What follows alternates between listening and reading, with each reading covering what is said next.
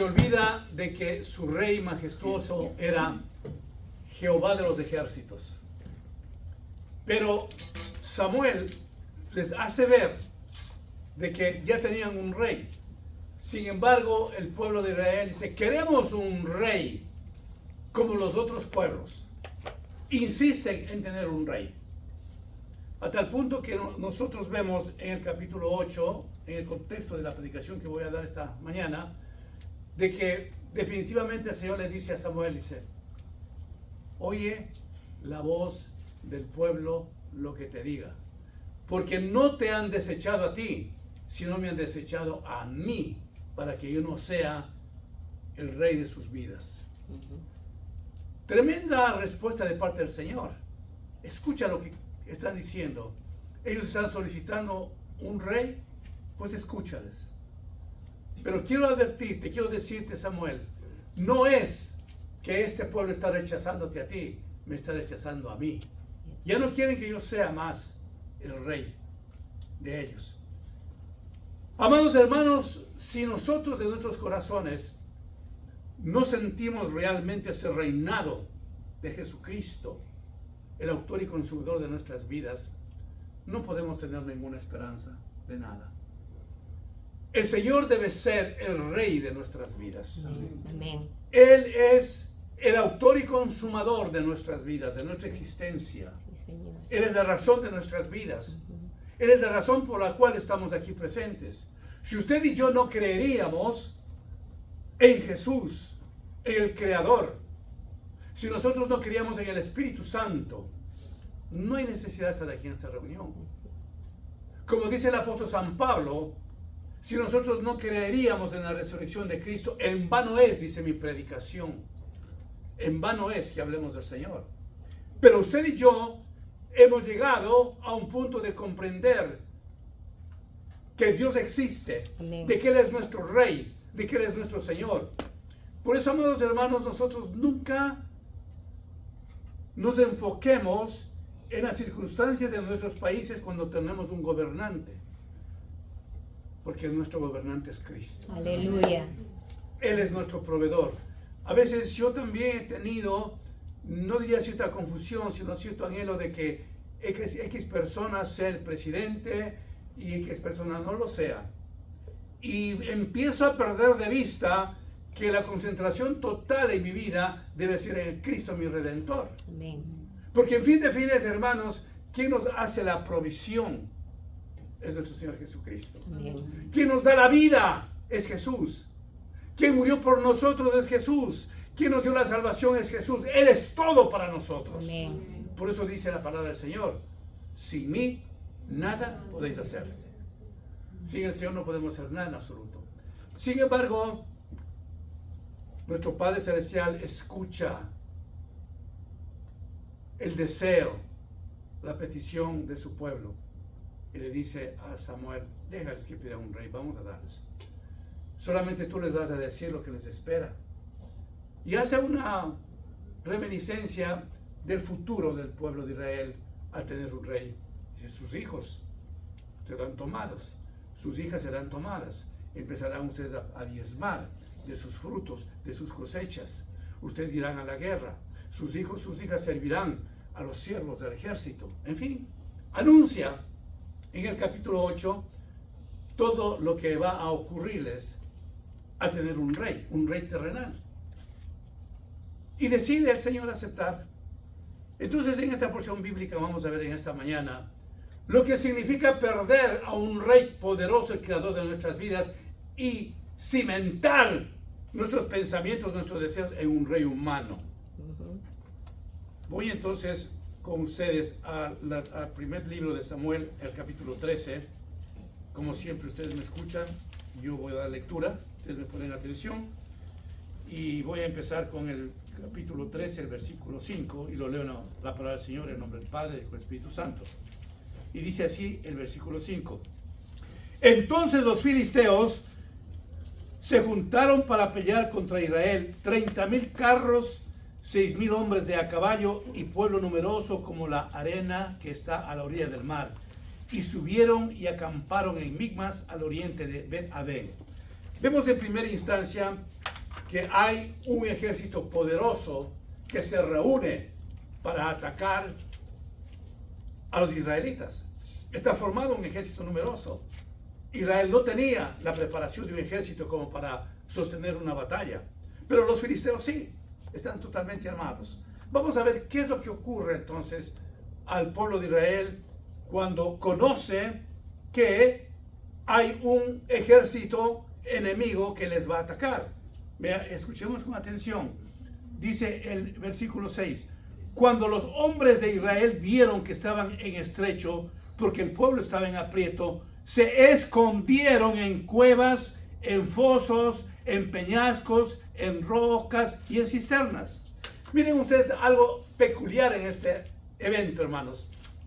El pueblo de Israel ya reconoce que hay un ejército que les va a atacar. Entonces ellos lo que hacen es esconderse. Ayer otros reyes israelitas clamaban al Señor, como Josafat, por ejemplo, que convocó ayuno y oración y despedazó a todo un ejército enemigo. Hubo convocación al Señor. Hubo alegría de parte del pueblo, decir: Señor, tú vas a la batalla al frente de nosotros. El pueblo tenía vergüenza, por cierto, de clamar al Señor en esta situación, porque habían abandonado a su rey. ¿Y qué es lo que hacen entonces?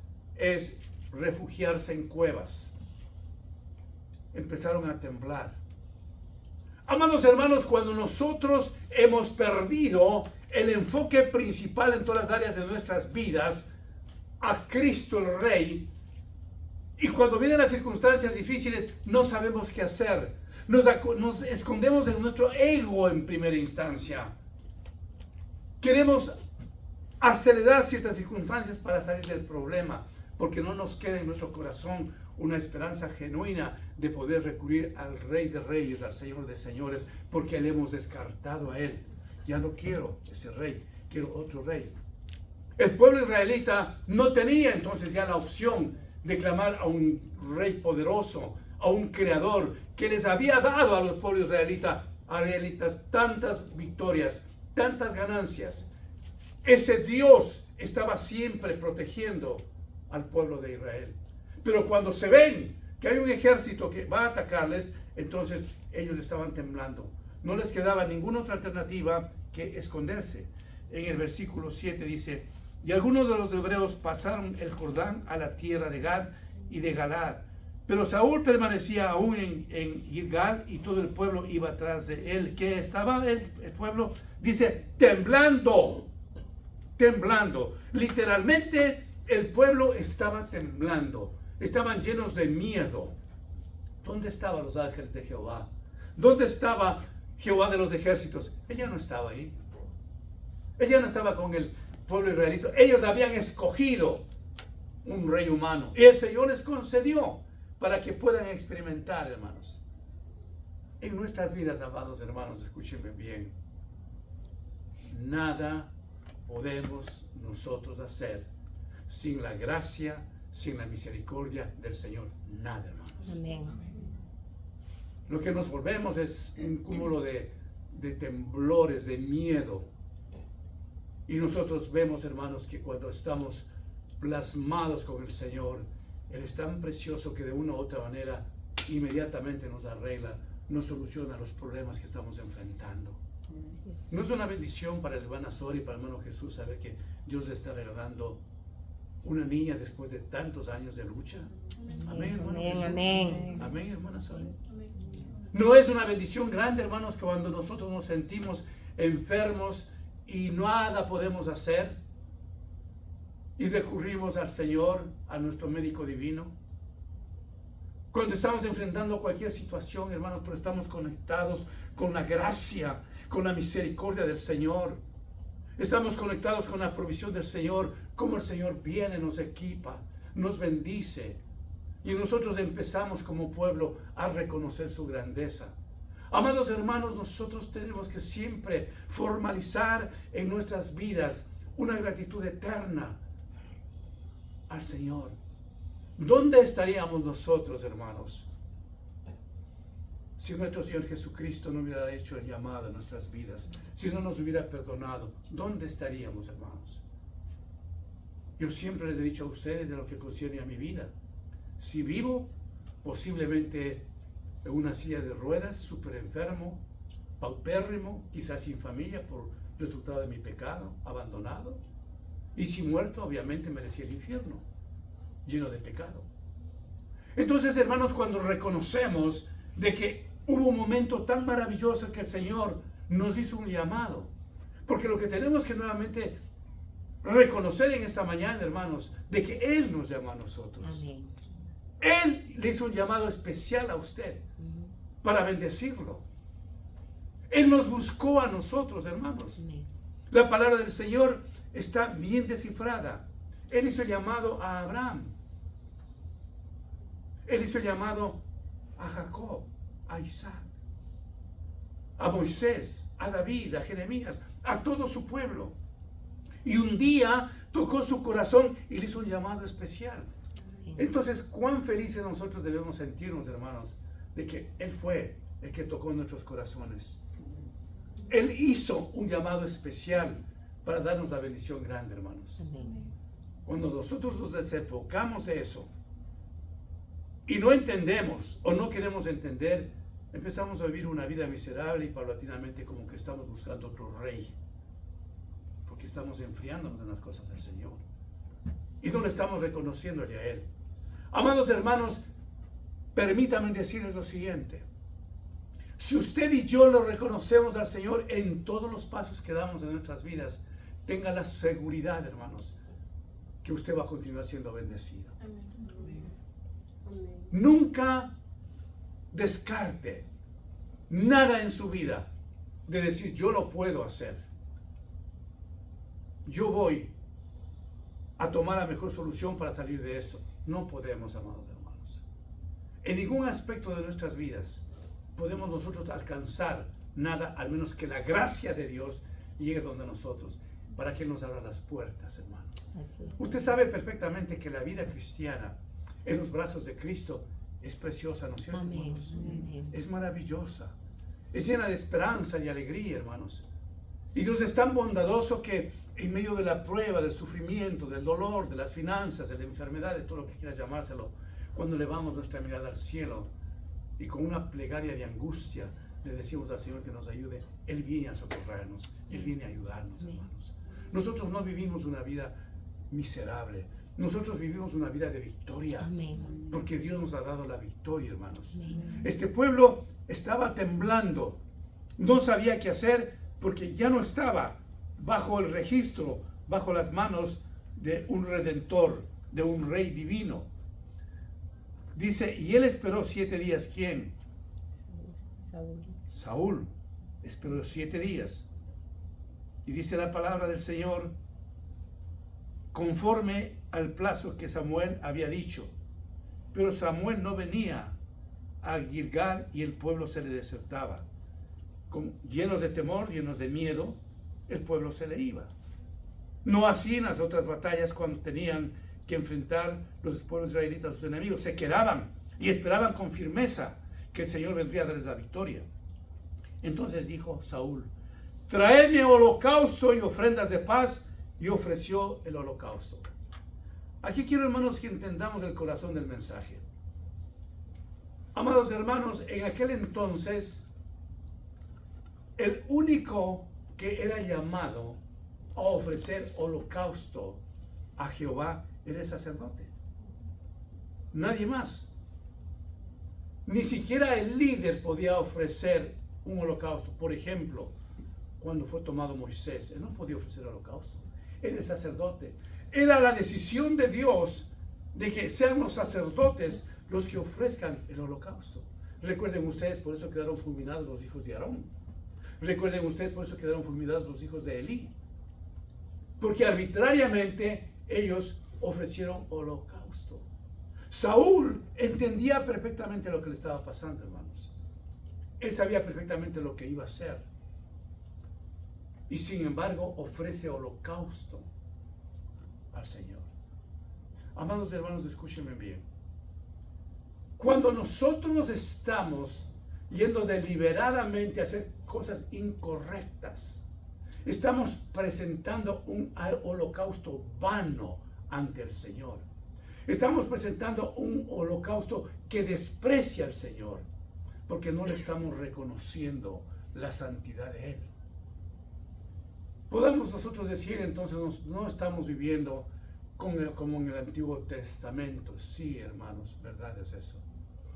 Pero el holocausto, cuando nosotros queremos presentar al Señor, tiene que ser un holocausto puro, limpio, obediente, hermanos.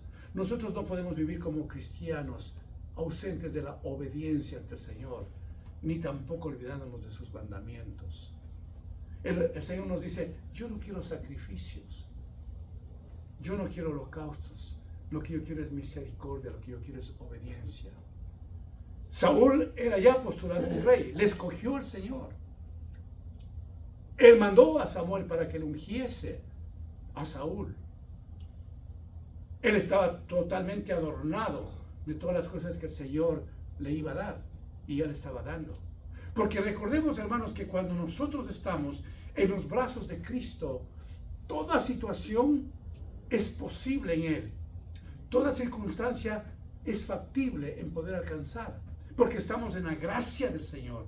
Porque estamos en la misericordia del Señor. Porque estamos en los brazos de Cristo. Amén. Saúl pensó de que él tenía la capacidad sacerdotal de ofrecer un holocausto porque no había venido Samuel todavía. Él le fijó un tiempo y todavía el tiempo no estaba cumplido.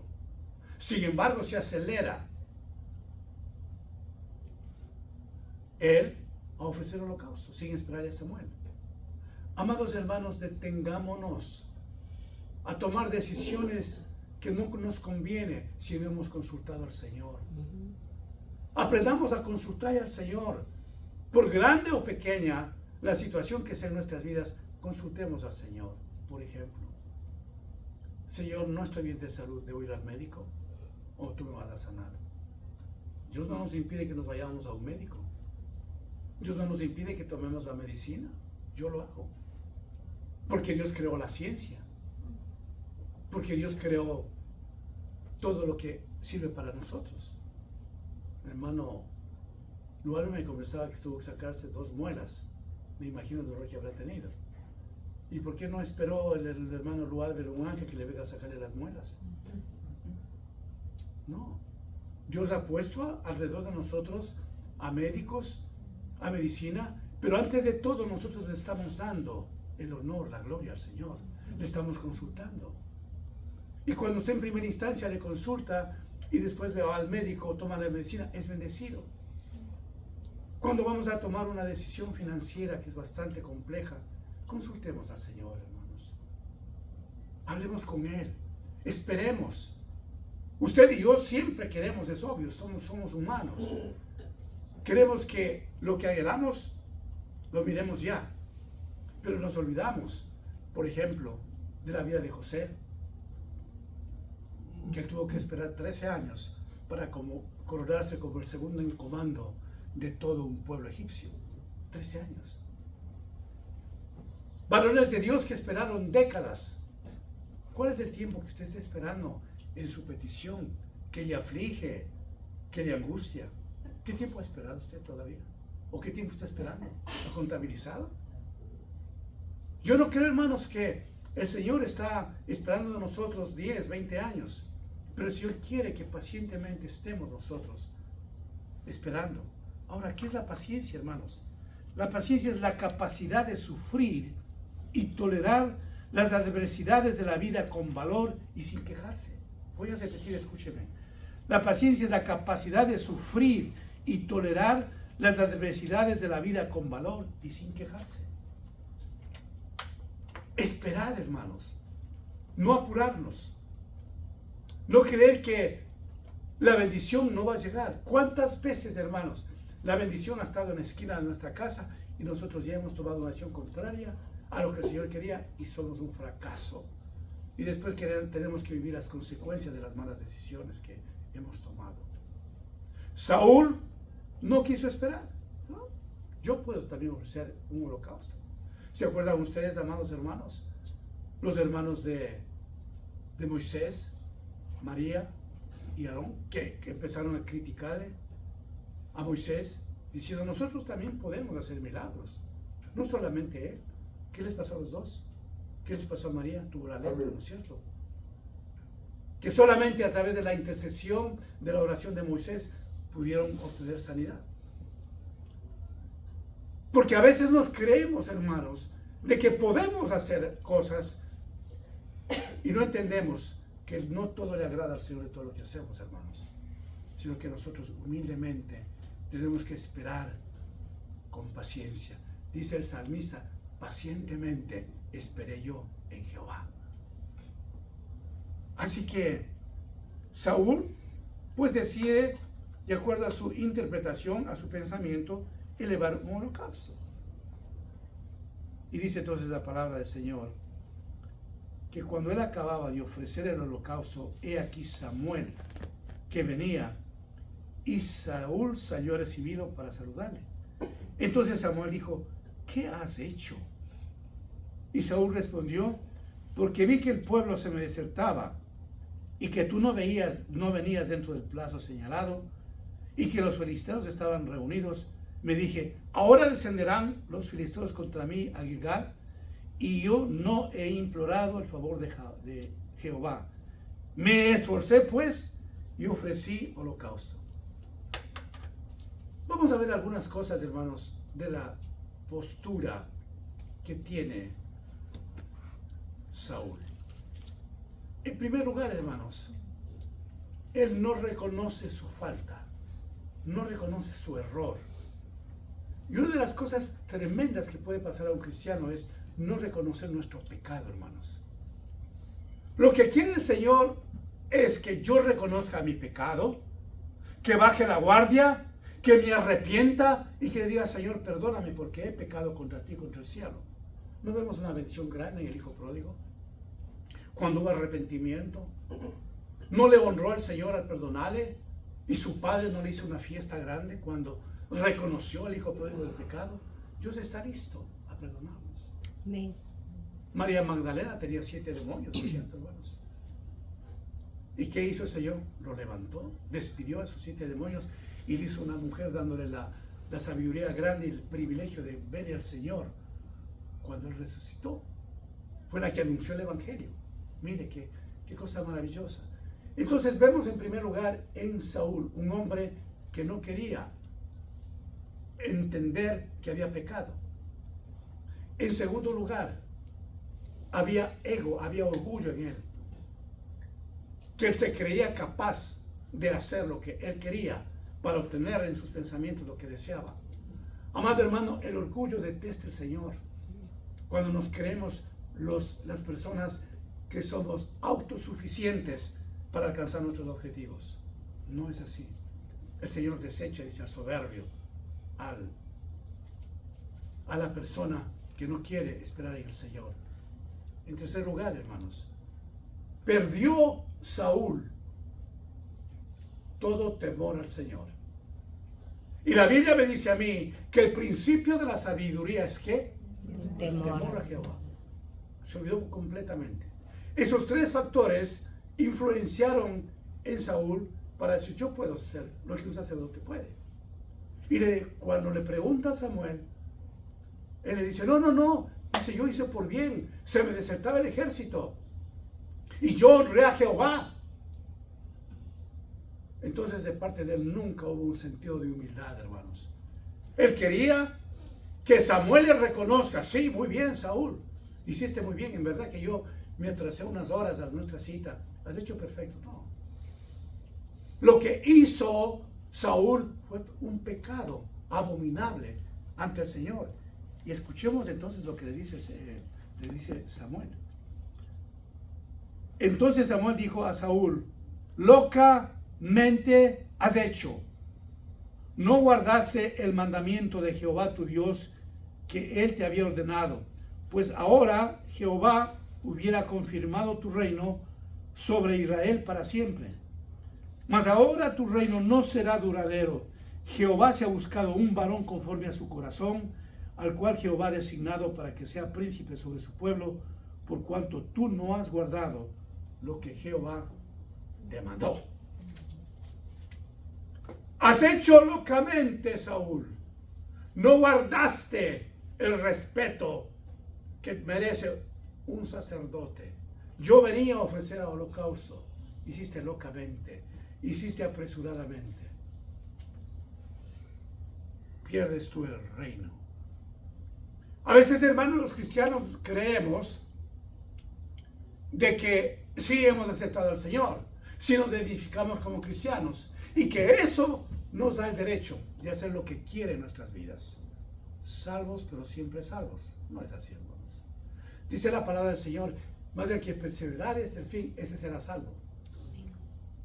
El Señor nos invita a que nosotros llevemos una vida santa, dedicada al Señor, llena de humildad, de amor a Él. Que no nos creamos que lo tenemos ya todo y que no necesitamos esforzarnos. La semana anterior, recuerdan ustedes, yo hablé sobre el esfuerzo que tenemos que hacer para vivir en los caminos del Señor. Y que no es una tarea fácil ser cristiano. Has hecho locamente. Has hecho lo que has querido. Y entonces cuando los cristianos no entendemos esto, empezamos poco a poco a confundirnos y luego llegamos al campo del pecado. Y de esa manera, hermanos, nosotros podemos perder la corona de la vida. A que no se pierda la salvación es un tema biológico, teológico bastante complejo, hermanos. Pero no con ese pensamiento, yo acepté al Señor y yo puedo hacer lo que quiera. No es así. Yo pienso que cuando más dedicación tenemos al Señor, el Señor está demandando a nosotros mayor santidad. Amén, hermanos. Amén. Locamente has hecho. Cuando nosotros, amados hermanos, estamos funcionando a través de nuestros pensamientos y hacemos de nuestras vidas lo que queremos porque consideramos que eso está bien, revise lo que está haciendo, hermanos. Revisemos lo que queremos hacer, lo que queremos decir, de la manera como estamos actuando. Porque Dios quiere vernos a nosotros como un pueblo santo, un pueblo escogido, sacerdocio santo, pueblo escogido por Dios. Dios quiere mirarnos desde esa perspectiva, hermanos, donde nosotros no podemos hacer lo que creemos que es pertinente, hermanos, que es lo mejor. Y a veces consideramos que ha sido la voluntad de Dios, o que va a ser la voluntad de Dios. No es así. Amados hermanos, por favor, deténgase cuando usted vaya a tomar una decisión que su corazón no le está poniendo, invadiendo de paz. Siempre acuérdese de esto que le voy a decir, hermanos. Cuando usted va a tomar alguna decisión, si en su corazón está rebosando paz, sepa que Dios está en el negocio. Cuando usted va a tomar alguna decisión y no siente paz y hay confusión, sepa que Dios no está en el negocio. Porque Dios es paz. Dice la palabra del Señor, yo soy el príncipe de paz. Cuando el Señor sabe lo que vamos a hacer y nosotros le hemos consultado, hermano, fluye una paz interna maravillosa. Y sabemos entonces que el Señor está respondiendo a nuestros deseos. Recordemos, amados hermanos, que tenemos un Dios de provisión, de amor, de perdón, de grandeza. Pero ¿qué es lo especial cuando hemos fallado como falló Saúl? Es que tenemos un Cristo dispuesto a perdonar nuestro pecado. Amén. Lamentablemente, Saúl no pensó así. Lamentablemente, Saúl no confesó su pecado. Bueno, y ustedes saben cómo él terminó. Otra semana tocaré otro pasaje de Saúl, que nunca declinó su pecado, nunca declinó su ego. Él nunca entendió las cosas de Dios, a pesar que era un rey. Y veremos cómo termina la vida de Saúl. Amados hermanos, ánimo en siempre pensar y reflexionar de que usted fue un hijo lavado por la sangre de Cristo y que ese Cristo de la gloria padeció en la cruz y que fue usted comprado a precio de sangre a través del dolor profundo que el Señor tuvo en la cruz del Calvario. Amén. Nosotros no fuimos comprados de una forma barata, hermanos. Fuimos comprados a un precio muy alto. El dolor, el sacrificio del Señor en la cruz del Calvario, hermanos. Siempre recordemos eso. Y que por lo consiguiente, si es que aceptamos eso, el Señor merece de nuestra parte que respeto, merece santidad, merece que nosotros estemos conectados con Él en todo momento, ofreciéndole un holocausto santo y digno para continuar siendo bendecidos. Amén, hermanos. Amén. Inclinamos nuestros rostros, por favor.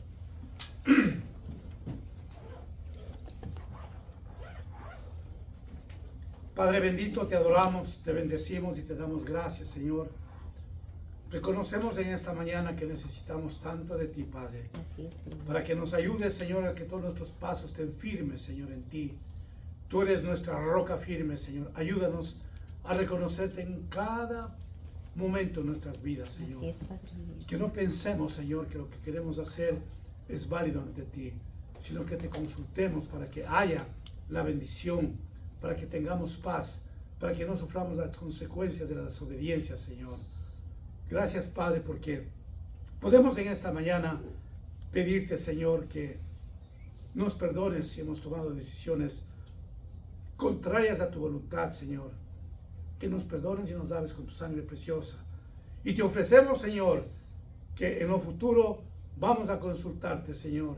Vamos a pedir tu guía, Señor, porque necesitamos. Y en esta mañana, una vez más reconocemos que sin ti nada podemos hacer. Que sin ti nada podemos hacer. Gracias te doy, Padre, en nombre de Jesús. Amén. Amén. De ti, por